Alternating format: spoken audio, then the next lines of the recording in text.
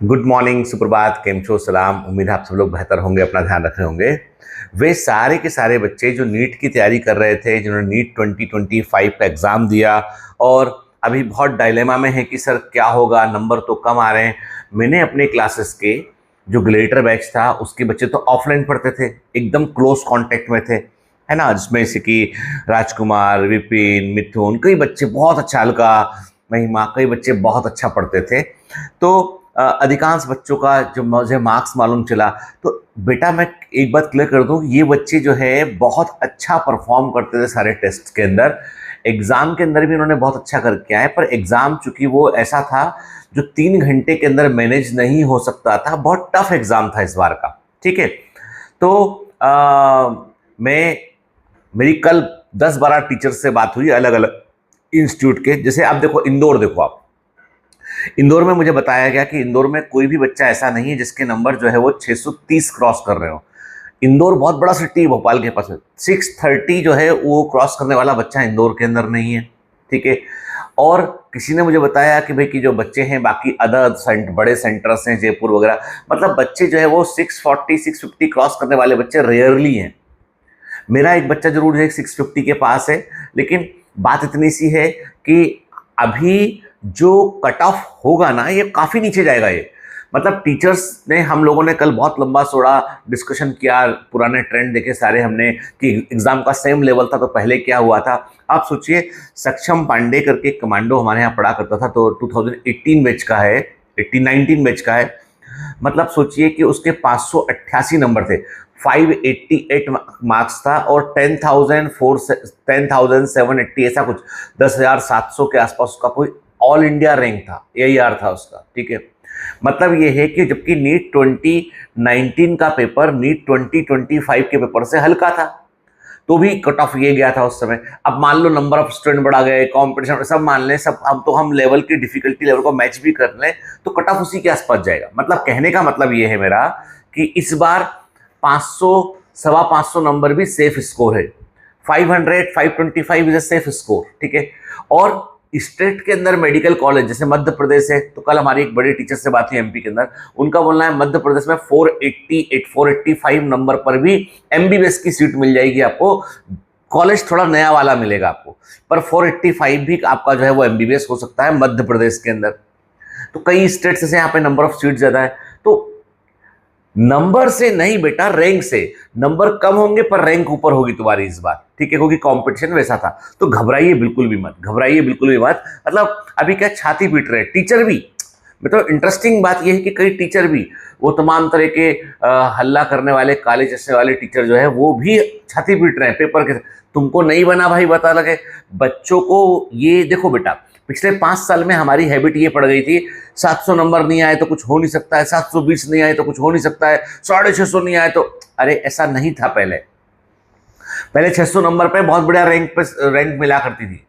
धीमे धीमे पेपर का लेवल कम होता चला गया और कम होता चला गया, स्पेशली फिजिक्स का। बायोलॉजी का पेपर जो है वो एकदम लड्डू टाइप का आने लगा था बीच में, लेकिन अभी बायो का पेपर जो है वो लेंदी था, पूरा था NCERT से, एक आध दो क्वेश्चन छोड़ दो, पूरा NCERT से था। चाय पियेंगे आप लोग? मैंने खुद बनाई अपने हाथ से। ठीक है। तो जो पेपर जो था वो अपना लेंदी तो पेपर लेंदी था बायोलॉजी का। केमिस्ट्री का पेपर थोड़ा मॉडरेट लेवल का था। फिजिक्स में क्वेश्चंस, अमर सर खुद कह रहे थे कि यदि उनको भी फिजिक्स लगाने का मौका मिलता ना एग्जाम में जाके, तो पूरा वो 1 घंटा फिजिक्स में लगाते हो। 50 मिनट, कम से कम 50 मिनट से 1 घंटा उनको पूरा फिजिक्स में लगता। और तो भी एक दो क्वेश्चन ऐसे होते जिनके आंसर थोड़े से कंफ्यूजिंग रहते। अब जब एक टीचर जो इतने साल का अनुभव उनका है वो ये बात बोल रहे हैं, तो बच्चे से कैसे उम्मीद कर लेंगे? तो पॉइंट ये है। और इंटरेस्टिंग बात है कि एक जो इंस्टीट्यूट जो हम लोगों की नकल करता है, हमारे पंच लाइन भी कॉपी करता है, हमारी वेबसाइट को भी अपनी तरफ रीडायरेक्ट करता है, और बहुत बड़े, वो एक छोटा सा एक कोई सीरियल आया था उसके कारण वो पॉपुलर हो गए।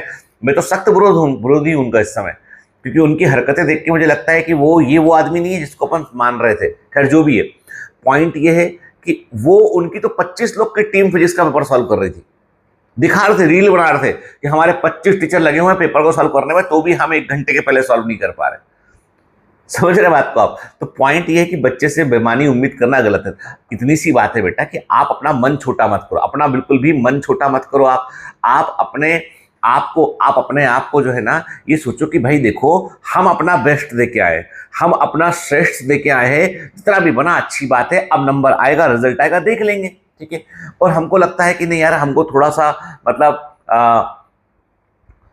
कुछ कमी कहीं रह गई है, कुछ मुझे और करना चाहिए मेरे को, तो फिर बात अलग है। लेकिन भड़ भड़ा के एकदम से, क्योंकि देखो बेटा, कोचिंग वालों का तो है धंधा, बिजनेस, ठीक है ना, उसमें मैं भी शामिल कर लेता हूँ अपने आप को, क्योंकि मुझे भी धंधा करने जैसा आने पड़ रहा है अभी, क्योंकि मैं यदि कुछ बोलता नहीं हूँ तो लोग मेरे को जो कमजोर समझ लेते हैं। मैं कुछ बोलता नहीं है तो लोग सोचते हैं कि अरे यार, इनको क्या जरूरत, इनको क्या करा। भाई हमारे पास भी तो इतना सारा स्टाफ है, इतने सारे दूसरे खर्चे हैं, इंस्टीट्यूट चलेगा कैसे, ठीक है। तो हमको ही बोलना पड़ता है। लेकिन मैं यही बात बोलता हूँ आपसे कि मैं तो जेन्युइन बात कहता हूँ, ठीक है, कि भैया देखो ऐसा है, तुम्हारे नंबर 400 से कम है, 450, चार, मैं बोलूँ 450, कुछ नहीं मिलता उस पर, उससे वो या उससे कम है, you should join A classes, ठीक है, चाहे ऑनलाइन हो चाहे ऑफलाइन हो। लेकिन तुम्हारे 480, 500 सवा, थोड़ा वेट कर लो, कोई दिक्कत नहीं, थोड़ा वेट कर लो, पर छाती मत पीटो, दुखी मत हो। घर वालों को समझाना चाहूंगा कि भैया ऐसा है, ये 12वीं का और 11वीं का एग्जाम नहीं है। पिताजी को बोलना चाहूंगा कि विनम्रता के साथ आपसे आग्रह है कि ये 11th और 12th का एग्जाम नहीं है कि बच्चे के पास के कोई परसेंटेज होते हैं। यहाँ पे ये कॉम्पिटिटिव एग्जामिनेशन है। पेपर कल को मान लो पेपर बायोलॉजी का भी फिजिक्स के लेवल का आ गया, केमिस्ट्री का भी फिजिक्स के लेवल का आ गया, और फिजिक्स तो है ही हार्ड लेवल का, वो आ गया, तो हो सकता है 300 नंबर पे जो है वो 350 नंबर पे टॉपर मिल जाए हमको। कभी यूपीएससी के स्कोर पैटर्न उठा के देखिएगा आप, आईआईटी एडवांस का स्कोर पैटर्न उठा के देखिएगा आप, तो मालूम चल जाएगा आपको।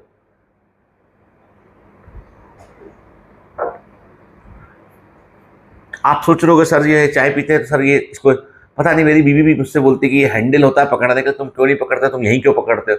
तो उसने मालूम क्या किया, उसने मुझे गिलास में चाय देना शुरू कर दिया आजकल। मेरी वाइफ ने मुझे गिलास में चाय देना शुरू कर दिया, क्या ही बताऊं अटकरा मतलब। लेकिन खैर आप ऐसा नहीं सोच रहे थे, आप सोच रहे थे कि बताओ नीट के बारे में कुछ और। तो मैं यही बोलूंगा कि यार दिल छोटा मत करो। सब तरह की जब लड़ाई लड़ने निकलते हैं ना, तो सब तरह के परिणाम के लिए तैयार रहना पड़ता है ना। और कोई लड़ाई हारे नहीं है हम, ये कठिन हो गया है। मैंने कहा ना आपसे कि आप जैसे मान लो for example Indian cricket team में मेरे को शामिल कर लें। अब मैं तो जो है एकदम बुद्धू सा एक जमाने में क्रिकेट खेला करता था थोड़ा बहुत, अब लेकिन मैं यार देखो 40+ व्यक्ति हूं मैं, अब मेरी एनर्जी लेवल भी उतना नहीं है, तो मैं अब क्रिकेट पर, लेकिन मान लो मैं इंडियन टीम में चला जाऊं, ठीक है, और मैंने वहां जाके जो है ना 20 रन बना दिए मैंने, ठीक है, 1 या 2 कैच पकड़ लिए मैंने, तो लोग बोलेंगे क्या होता है 20 रन, 2 कैच पकड़ना क्या होता है। लेकिन आप ये देखोगे ना कि तो आपको लगा कि यार सर को चांस मिला, सर ने कर दिया, ये चीज इतना कर दिया। तो रिस्पेक्टिव चीजें कई सारी होती है, समझ रहे बात को आप। तो पेपर का लेवल जो है ना वो हायर साइड होने पर यदि आपने 400 भी क्रॉस कर दिए आपने, तो आप तो चमत्कारी व्यक्ति हो भाई। अरे अब बायोलॉजी में आपको आइडियली 320 तो प्लस जाना चाहिए आपको बायोलॉजी में, ठीक है। मेरे कई बच्चे 300+ हैं, और ये भी मैं बोलूंगा अभी तक एक भी बच्चे ने मेरे ने क्लेम नहीं किया है कि उसके 360 आउट ऑफ 360 आ रहे हैं, अभी तक किसी ने नहीं बताया मुझे।